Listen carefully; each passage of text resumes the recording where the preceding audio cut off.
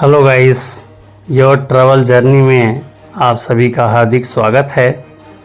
आज हम प्रयागराज से सोनभद्र ज़िले के एक्सप्लोरेशन के लिए आगे बढ़ रहे हैं और रावर्ट्सगंज इसका मुख्यालय है, जिसका नाम अब बदलकर सोनभद्र कर दिया गया है और रेलवे स्टेशन का भी नाम रावर्ट्सगंज से सोनभद्र कर दिया गया है।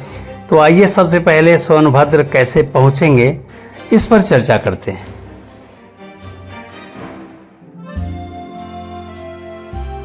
सोनभद्र उत्तर प्रदेश का एक नीचे से साइड में आखिरी ज़िला है और यहीं से मध्य प्रदेश की सीमा प्रारंभ होती है और शक्तिनगर आखिरी बॉर्डर है जो एमपी और यूपी के बॉर्डर पर है।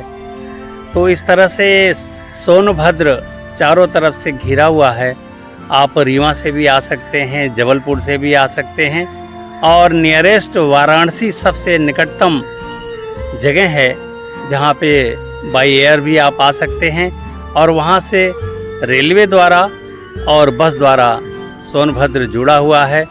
उसके बाद दूसरा टारगेट है प्रयागराज। यदि आप बाई एयर आते हैं तो प्रयागराज भी आ सकते हैं। ट्रेन द्वारा यदि आप आते हैं तो रावर्ट्सगंज नाम का एक रेलवे स्टेशन यहीं पर सोनभद्र के मुख्यालय पर बना हुआ है। तो आप रावर्ट्सगंज उतरकर सीधे सीधे रेलवे का भी सुविधा आप ले सकते हैं। बस द्वारा भी उत्तर प्रदेश के सभी ज़िलों से सोनभद्र जुड़ा हुआ है। चूँकि सोनभद्र एक टेक्निकल और इकोनॉमिकल नगरी है उत्तर प्रदेश की, इस वजह से यहाँ पर आवागमन की कोई कमी नहीं है और लोकल घूमने के लिए आपको ऑटो और सिटी बस की भी सुविधा यहाँ उपलब्ध है। तो ये है सोनभद्र जिला में पहुँचने का कुछ सुगम मार्ग। Hello guys, your travel journey में आप सभी का स्वागत है। और आज की तिथि में मैं उत्तर प्रदेश के सबसे टेक्निकल, इकोनॉमिकल और पर्यटन की दृष्टि से ऐसा ज़िला जहाँ पर फॉसिल पार्क है, पूरे इंडिया में इकलौता फॉसिल पार्क का ये ज़िला है। तो इसका टूर मैं कर रहा हूँ और आपको यहाँ पर सोनभद्र ज़िले में हमने होटल स्टैंडर्ड का चयन किया है। तो आइए इस होटल के कमरे को आपको दिखाते हैं।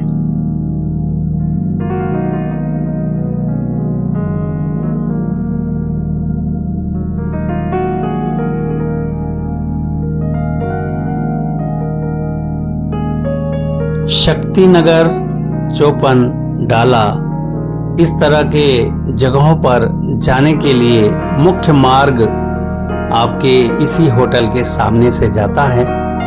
आइए होटल के अंदर चलते हैं और वहाँ का रिसेप्शन आपको पहले दिखाते हैं।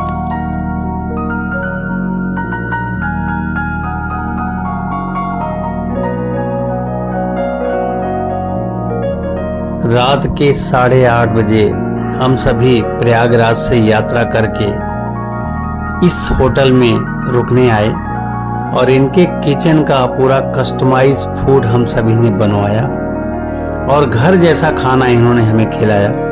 खाने में हमें बहुत अच्छा लगा। बहुत कम होटलों में घर जैसे खाने का प्रोविज़न होता है।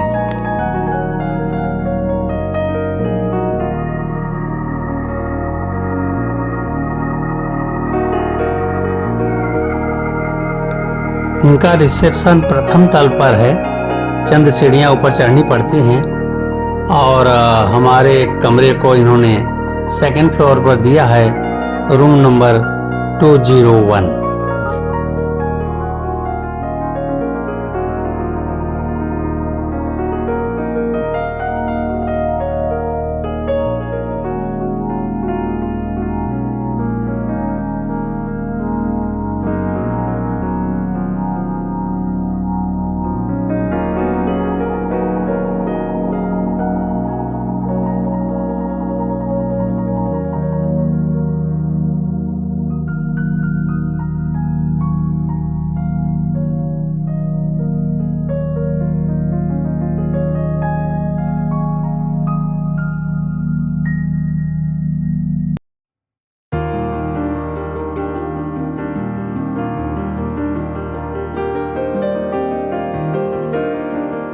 अभी आप सभी ने इस होटल के रूम नंबर 201 का अवलोकन किया है।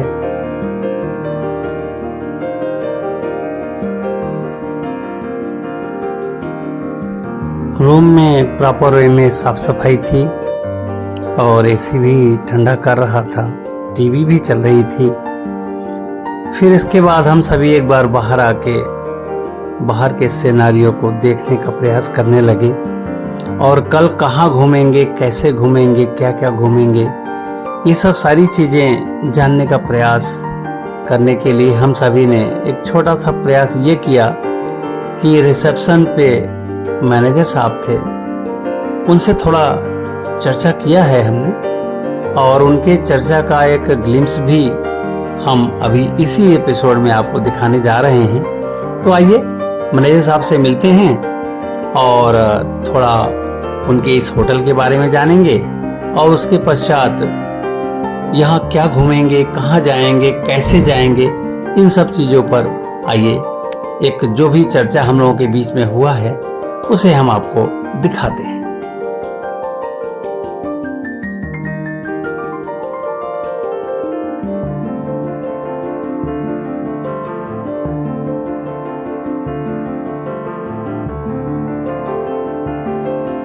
समय मैं होटल स्टैंडर्ड के काउंटर पर हूँ और यहाँ पर मैनेजर साहब बैठे हुए हैं। इनके होटल के सारे डिटेल्स हमने जान भी लिए और इनके सारे के सारे रूम एसी हैं और इनका किचन भी लगता है कि घर जैसा ही ये प्रोविज़न करेंगे इसके अंदर। तो चलिए सारी बातें मैनेजर साहब के श्री मुख से सुनते भी हैं और योर ट्रैवल जर्नी के दर्शकों के लिए अगर कुछ कर सकते होंगे तो ये अपनी वाणी में कुछ न कुछ ज़रूर बोलेंगे।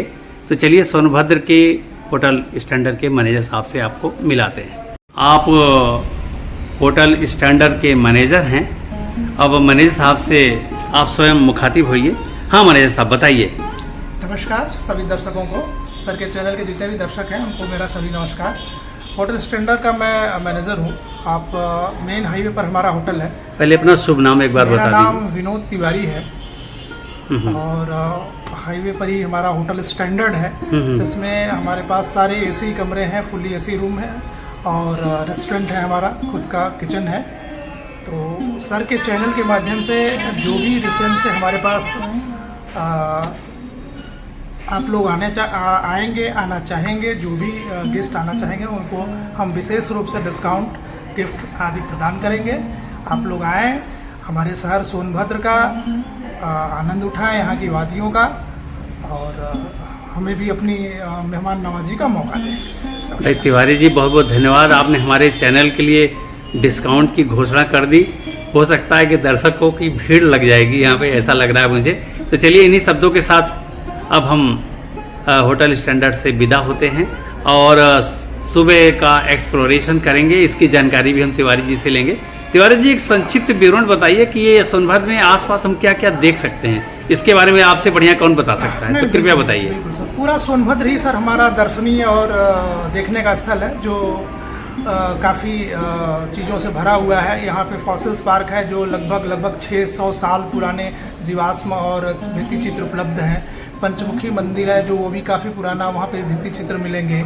प्रसिद्ध डाला वैष्णो देवी का मंदिर है, रिहंद बांध है, मुखा फाल है, शिव द्वार मंदिर है, लखनिया दर्री, राजदर्री, देवदर्री, इको पॉइंट आदि अनेक हमारे पहाड़ी के दर्शनीय स्थल हैं। फोर्ट है, विजयगढ़ किला वगैरह। आप आके घूम के इतने एंजॉय और आनंद करेंगे। मंगलेश्वर ऐसी ऊंची पहाड़ी है जहाँ पे आपको जो मिनी स्विट्जरलैंड कहा जाता है, वहाँ से आप मिनी स्विट्जरलैंड का दर्शन कर सकते हैं मंगलेश्वर पहाड़ी से। कंडाकोट महादेव जी विराजमान हैं यहाँ पे, तो काफ़ी अच्छी चीज़ें हैं। गुप्त काशी के नाम से हमारा सोनभद्र जाना जाता है। आप लोग आएँ। ये गुप्त काशी कहाँ पर है तिवारी जी? मेन हम अभी जहाँ पे आप खड़े हैं ये गुप्त काशी ही है।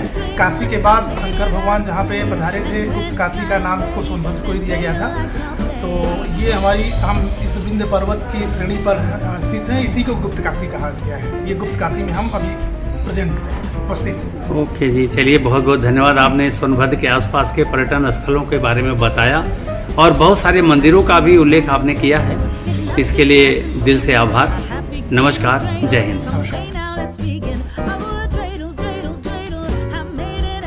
प्रयागराज से जब हम चले तो हमारा एक ही उद्देश्य था कि वर्ल्ड फेम और इंडिया का नंबर 1 फॉसिल पार्क जो सोनभद्र में है, हमें उसे देखना है।